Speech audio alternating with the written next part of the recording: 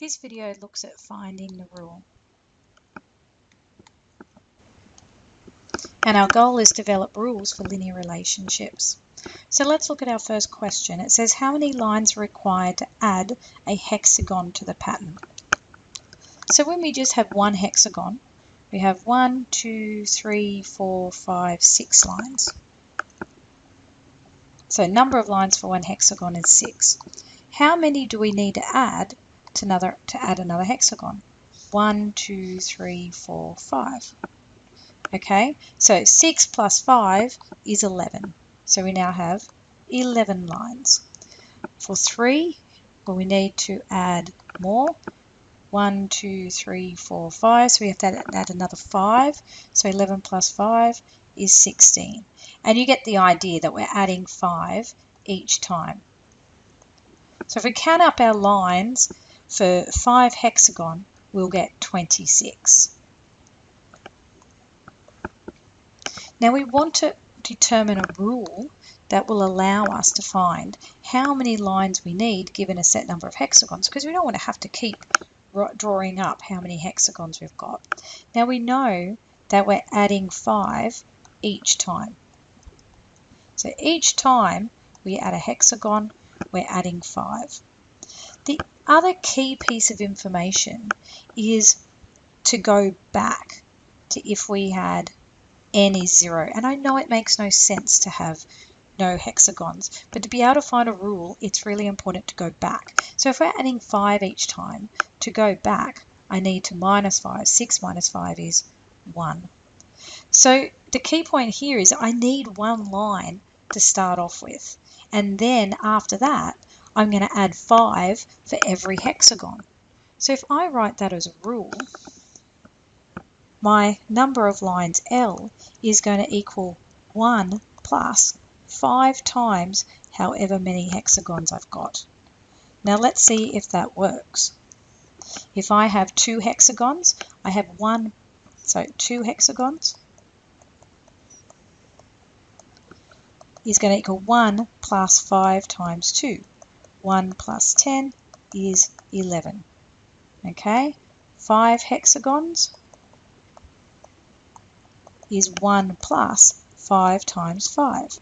1 plus 25 equals 26. That works. So our pieces of information are coming from our table.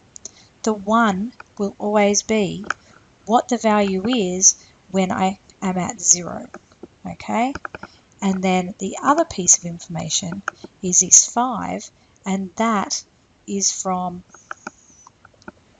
sorry about that, what I'm adding each time. Okay, so 2 points. What am I adding each time? What is my value initially? Next part of the question says how many lines would I need to draw 10 hexagons? So that means that n equals 10. Well, L is 1 plus 5, lots of n.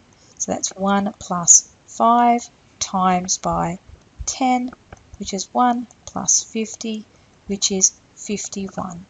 Therefore, you would need 51 lines.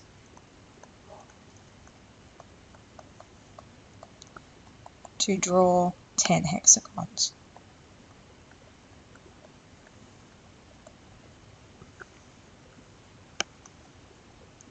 Let's look at another one.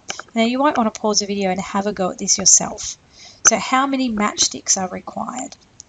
So for one house, I have 1, 2, 3, 4, 5, 6 matchsticks.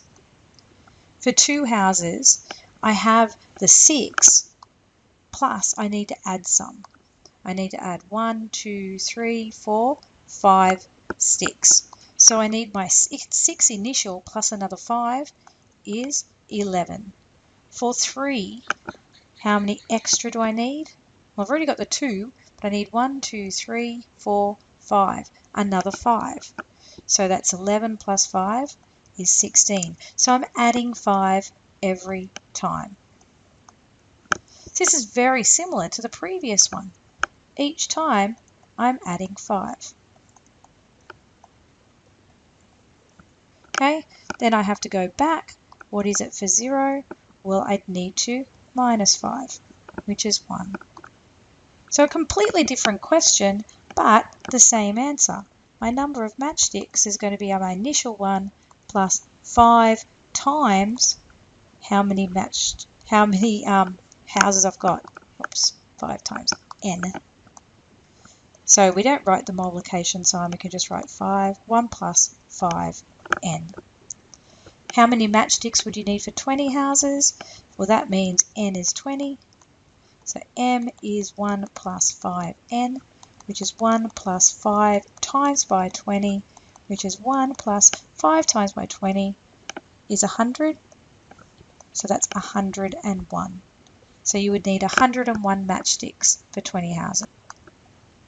Now I said 101, but I wrote 100. But anyway, fix that. So you'd need 101 matchsticks for 20 houses. So what if we don't have a situation? What if we just have coordinates? So find the rule for each of the following sets of coordinates. So here I have my x value, my y value, my x value, my y value. So when x is 0, y is 3. When x is 1, y is 4. When x is 2, y is 5. When x is 3, y is 6. Okay, so similarly, just like we were doing before, we've got our 0 value.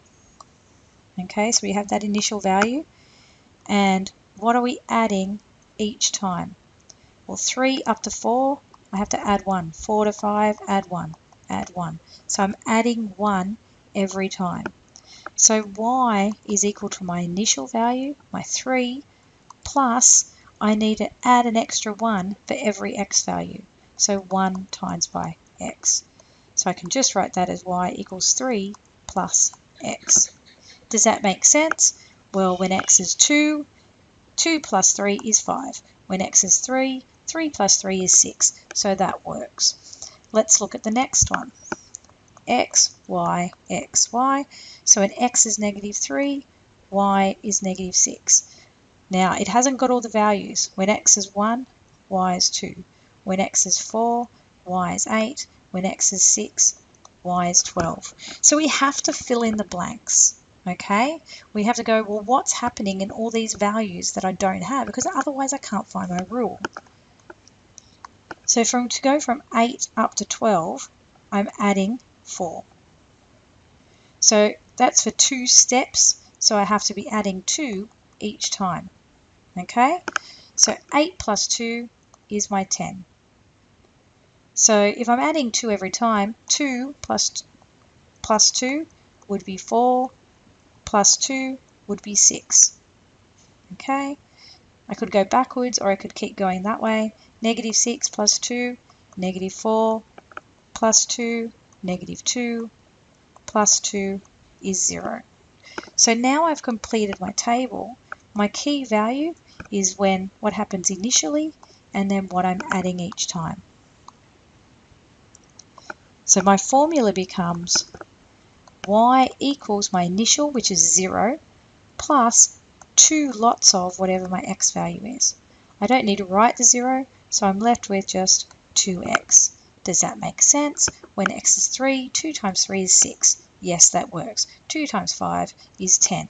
So that rule works. Always check to make sure it works.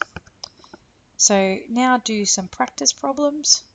You'll find those exercise 3.6, page 366, question 1 to 6. Pick a column for those, and then question 9.